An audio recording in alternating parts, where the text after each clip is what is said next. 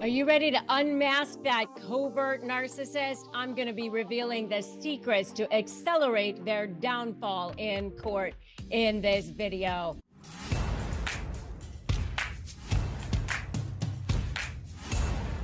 Hey everyone, and welcome back to my channel. I'm Rebecca Zung. I'm a globally recognized negotiations and high conflict communications expert. Easy for me to say. And I'm an attorney and the author of the best-selling book, Slay the Bully, How to Negotiate with a Narcissist and Win. And if you're new here, make sure to hit that subscribe button and hit that notification bell so you never miss any tips and strategies for beating narcissists and becoming the most powerful version of yourself so that you can leave them in the dust and take back your power and your life. And for those returning, welcome back. So today we're diving into a topic that's incredibly important and often overlooked, and that's how to unmask the covert narcissists, because they are honestly, I think, the most dangerous ones, because everybody thinks they're so wonderful, so beautiful, so nice, so lovely and sweet and kind, and often even like the victim. And how do you accelerate their downfall in court? Covert narcissists hide behind a veneer of humility and charm, and they make it difficult to expose their true nature. But with the right strategies, you can reveal their manipulations and turn the legal tide in your favor. And in this video, I'm going to be sharing my secrets in helping you do just that. And I've been recognized as one of the best lawyers in America by US News. I've been a trial lawyer for many, many years, and I started studying narcissism so I could beat them in the courtroom. And I'm here to help you win too. So let's understand the covert narcissist tactics. First of all, what makes a covert narcissist so dangerous in a legal setting? Unlike overt narcissists, who are loud and obvious in their self-importance, covert narcissists are much more subtle. They present as victims, misunderstood, overly humble. This makes them incredibly difficult to expose because their manipulations are cloaked in a guise of innocence. They've got this, oh, poor me, poor me. And they use tactics like gaslighting, just like all narcissists do. They play the victim, and subtle manipulation like passive aggression to get others like judges, attorneys, and others to see them as the innocent party. I always call them the pearl grabbers. What? Me? What? I would never. They're experts at hiding their true intentions. This is why unmasking them requires a skill and a very highly strategic approach. All right. So what you have to do is you've got to gather specific evidence, specific documented evidence. And the first step in accelerating the downfall of a covert narcissist in court is to gather specific documented evidence, because they operate in the shadows. You need to bring their behavior into the light with hard facts. This includes emails, text messages, recordings, social media posts, witnesses, any other documentation that you've got that shows a pattern of manipulation, shows a pattern of deceit, a pattern of abuse. And then you put it together with summaries, a summary of lies, manipulation, of any kind of summary that you can put together.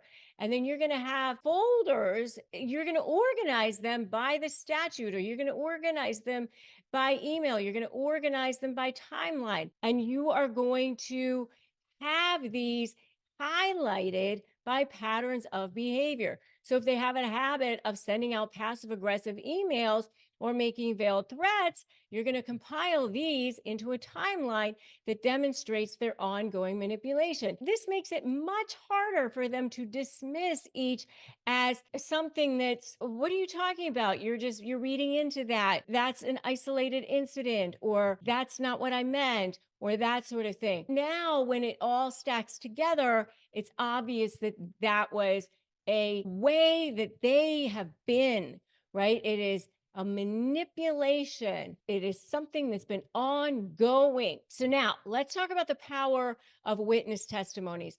Covert narcissists often rely on their ability to charm and manipulate those around them, but they can't fool everyone, and they can't fool everyone forever. And there will be people in their lives, whether it's family members or old friends or people they've known for a long time, co-workers who are going to be willing to come forward, who've seen glimpses into their true nature. And that's where you gather these witness testimonies and you gather these people who are willing to come in or testify or willing to put together a sworn statement or who are willing to get on the record and say, I've seen this. And these can be game changers in court. These testimonies can corroborate your documented evidence and provide the judge with a clearer picture of the narcissist's true character. And make sure that your witnesses not only are well prepared, but they also are people who are going to present well. They have a good character. They are people who are well spoken and people who are going to hold up on cross-examination, okay? And they understand the importance of their testimony in court in unmasking the covert narcissist. They know where you're going. They know the goal of what their testimony is supposed to be. Strategic cross-examination is the next part. One of the most effective tools in your arsenal is the strategic cross-examination of the covert narcissist. The goal here is to expose their lies and manipulation by asking precise leading questions that forces them to reveal their true nature and then contradict themselves. They've already testified, they've done their direct examination. Now it's your lawyer's turn to ask them pointed questions. So you want to make sure that you've done your homework to provide your lawyer with everything that they need, because it's going to be based on the facts. But then your lawyer, or you, if you're representing yourself, has to make sure that they ask yes or no questions. You don't ever ask questions that you don't know the answers to. You make sure that it's going to be very, very super tight, airtight, because they're very skilled at evading questions. So you want to stay really tight within these questions. You know the answers right away. If you allow them to slither out, they will. So make sure that you prepare it ahead of time. But this is where you can expose them. This is where they can start to panic. This leads to mistakes, and this is where you can start to have them reveal their true nature and the mask starts to whip off. It can actually kind of be fun when you really start to see it happen, to be honest with you. I've seen it happen many times in trials and in court, and it's actually very, very interesting to see it happen in real time unfold. The next thing is highlighting the impact on others. When you can highlight the impact of their behavior on other people, including the children, financial disputes, or professional relationships, judges are more likely to sit up and take notice if they can see the real world consequences of the narcissist's behavior on others. For example, if their manipulations have negatively affected your children, make sure to bring this to the court's attention. It's not just they've been awful, whatever. You've got to have documentation, financial harm, documented records, medical records, something that shows facts. All right. You can't just say they're a terrible person. Show it through facts. It's really, really helpful if you can demonstrate it through psychological facts, medical facts, financial records. That's where now the judge sits up and takes notice. All right, if this is helpful so far, give me a so helpful in the comments below, and make sure that you join my free private Facebook group, Narcissist Negotiators with Rebecca Zung. Grab my free Crush My Negotiation playbook at winmynegotiation.com, because preparation is your best defense against a narcissist as well. And finally, it's crucial to present a clear and consistent narrative throughout your case.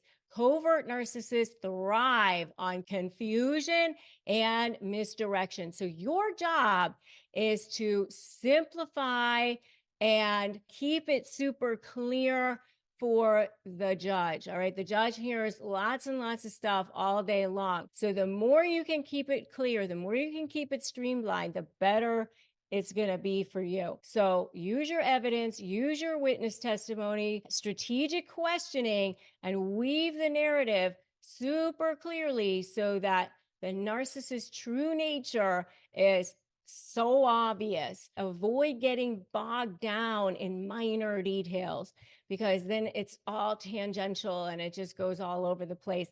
And don't allow the narcissist to distract you in all that over there either. Stay focused on the big picture, revealing the pattern of manipulation, deceit, or harm. When the judge can see the full scope of the narcissist behavior, it becomes much harder for them to maintain their facade. Make sure you give it a thumbs up. Make sure that you share it with anyone who needs to see this. And of course, don't forget to subscribe to this channel and hit that bell for more tips and strategies. All right. And I want to leave you with this. Unmasking a covert narcissist in court is no easy task, but with the right strategies and a clear focus, you can reveal their true nature and protect yourself from the manipulations.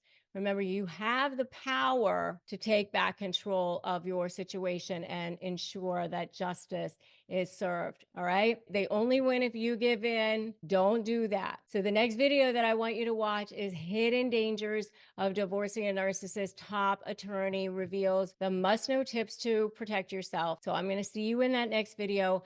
And remember that today's a great day to start negotiating your best life. I'll see you there.